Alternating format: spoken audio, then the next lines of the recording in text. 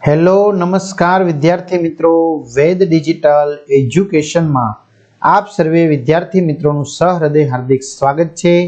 આજે આપણે ધોરણ 11 વિષય ગુજરાતી જેની દ્વિતીય પરીક્ષાનું જે 2 કલાકનું 50 ગુણનું પેપર છે તો એમનું આપણે સંપૂર્ણ અને સચોટ સોલ્યુશન જોવાના છીએ। તો ખાસ ચેનલમાં નવા હોય તો ચેનલ સબસ્ક્રાઇબ કરી વિડીયોને લાઈક કરી તમારા મિત્રો દોસ્તોને શેર કરો।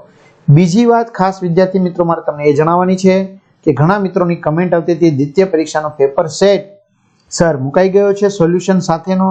તો હા વિદ્યાર્થી મિત્રો, સોલ્યુશન સાથેનો પેપર સેટ મુકાઈ ગયો છે। ક્યાંથી મળશે હું તમને આગળ જણાવું તો એ પહેલા વિભાગ એ લઈએ। સાચો વિકલ્પ પસંદ કરો। એમાં પહેલું છે પરાજયની જીત કાવ્યના કવિ કોણ છે? તો પ્રહલાદ પારેખ। નીચે આપેલા પ્રશ્નોને એક વાક્યમાં ઉત્તર આપો। ફળીના ઝાડવા ક્યાં જવાની વાતો કરે છે? તો ફળીના ઝાડવા જ્યાં તેમના જ કુળના અન્ય ઝાડ વસે છે તેવા જંગલમાં જવાની વાત કરે છે। કવિ કઈ ખાતાવહી નિભાવવાની ના કહે છે? તો કવિ સત્ય અસત્યની ખાતાવહી નિભાવવાની ના કહે છે। હવે વિદ્યાર્થી મિત્રો, તમારે દ્વિતીય પરીક્ષા માટે ઉપયોગી પેપર સેટ જોતા હોય તો વેદ ડિજિટલ એજ્યુકેશન નામની એપ્લિકેશન જે ગૂગલ પ્લે સ્ટોર ઉપર ગેમ ડાઉનલોડ કરો ત્યાં જઈને મેળવી શકશો। ડાઉનલોડ થઈ ગયા એટલે મોબાઈલ નંબર નાખો, બીજું કશું નથી ઉમેરવાનું। સેન્ડ ઓટીપી કરો, 4 આંકડાનો ઓટીપી જનરેટ થશે।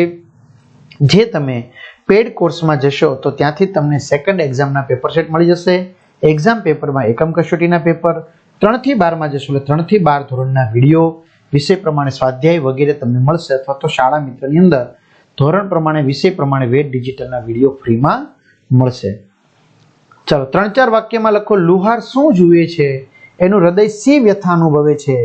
તો લુહાર જુએ છે કે તેણે જે ખીલા લોકોના મકાન બાંધવા માટે બનાવ્યા હતા તે ખીલાનો ઉપયોગ ઈસુ ખ્રિસ્તને વધ સ્તંભ પર લટકાવવા માટે કર્યો છે, તેથી તે અપાર દુઃખ અનુભવે છે। નીચે આપેલા પ્રશ્નોના 8-10 વાક્યમાં ઉત્તર લખો। મારા ફળીના ઝાડવા 2 કાવ્યનો મધ્યવર્તી વિચાર લખો। તો વિદ્યાર્થી મિત્રો, વિડીયો પોઝ કરી અને તમે એ લખી શકશો, અથવા ચક્રવાક મિથુન ખંડ કાવ્યનો અંત લખો તો એનો પણ વિડીયો પોઝ કરીને તમે લખી શકશો। ત્યાર પછી વિભાગ બી તરફ જઈએ। યોગ્ય વિકલ્પ પસંદ કરો। આપણે ઈશ્વરને સ્ટેચ્યુ કહીને ક્યાં થીજાવી દીધા છે? તો મંદિરમાં અને પુસ્તકોમાં। એક વાક્યમાં રમણીકલાલનો વ્યવસાય શું હતો? તો ફોરેસ્ટ ઓફિસર તરીકે નોકરી કરતા હતા। અધિકારને કેવા બૂટ લેવાનો અભરખો હતો? તો અધિકારને કલકત્તાના ચાઇનીઝ શૂઝ લેવાનો અભરખો હતો। 3-4 વાક્યમાં કે કા શાસ્ત્રીનો જીવન સિદ્ધાંત અને જીવન આદર્શ શું હતો? તો કે કા શાસ્ત્રીજી ખૂબ વિનયશીલ હતા। કમ ખા ગમ ખા એમનો જીવન સિદ્ધાંત છે। સૂર્યોદય પહેલા ઉઠી ધર્મ ધ્યાન અને સરસ્વતી સેવામાં પોતાનો બધો સમય વિતાવતા। મિતભાષી શાસ્ત્રીજી આરામ પણ વધુ કામ કરવા માટે જ લેતા। જીવનની સરળતા અને સાદાઈ, ઓછામાં ઓછો પરિગ્રહ અને વધુમાં વધુ વિદ્યા સંગ્રહ એ એમનો આદર્શ છે। ત્યાર પછી 8-10 વાક્યમાં જવાબ લખો। જન્માષ્ટમીનો તહેવાર, મેળો અને લેખકની મેળાની મુલાકાત તમારી ભાષામાં વર્ણવો તો વિડીયો પોઝ કરીને તમે લખી શકશો। ત્યાર પછી છે એના અથવામાં રાજુબાઈએ કહેલી બચપનની વાત કહો તો વિડીયો પોઝ કરીને તમે વાંચી શકો છો, અથવા જે આપણે વાત કરી કે એ પ્રમાણે તમારે પીડીએફ છે એ એપ્લિકેશનમાંથી સેકન્ડ એક્ઝામના તમામ વિષયોના પેપરના સોલ્યુશનની મેળવી શકશો। વાક્ય પરિવર્તન કરો। પ્રશ્નાર્થ વાક્ય હિંમત હારીને કોઈ ફાયદો નથી, તો હિંમત હારીને શો ફાયદો? ગાડી ઉપડે એટલે તકલીફ પડે, સંભાવનાર્થ વાક્ય બનાવો। ગાડી ઉપડશે તો તકલીફ પડશે। વાક્યમાં પ્રત્યય ખોટા વપરાયો તે સુધારીને લખો। 2 કોલમો પ્રજાબંધુથી તેઓ ચલાવતા હતા, તો 2 કોલમો પ્રજાબંધુમાં તેઓ ચલાવતા હતા। સમાનાર્થી શબ્દ અવધિ તો શું આવશે? હદ કે સમય। યામિની તો રાત્રિ રજની।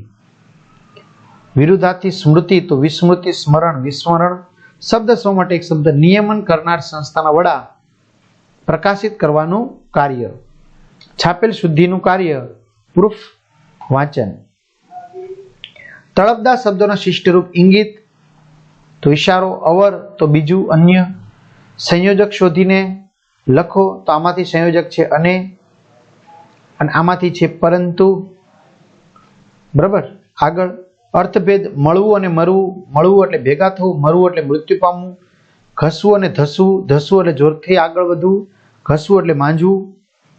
જોડણી સુધારો, સહાનુભૂતિ, રોજનીશી. સૂચના પ્રમાણે વાક્ય બનાવો. રાજા પ્રવેશે, રાજાથી પ્રવેશે. ભાવે વાક્ય કર્તરી. ભૂપથી આજ્ઞા પછી કરે, ભૂપ આજ્ઞા પછી કરે. ત્યાર પછી અહીં કાવ્ય વાંચીને કેટલાક પ્રશ્નો પૂછ્યા છે, એના પ્રશ્નોના જવાબ આપવાના છે.